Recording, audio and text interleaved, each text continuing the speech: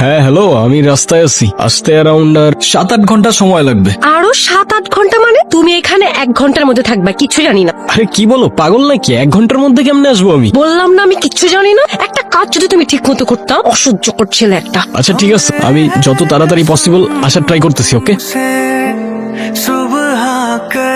আরে কি হয়েছে, এরম করলা কেন? কিছু না, এমনি।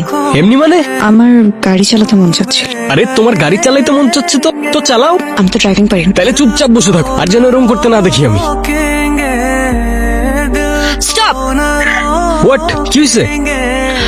আচ্ছা আশেপাশে তো কোনো ওয়াশরুম নাই, সামনে কোথাও গিয়ে থামি। সমস্যা নেই।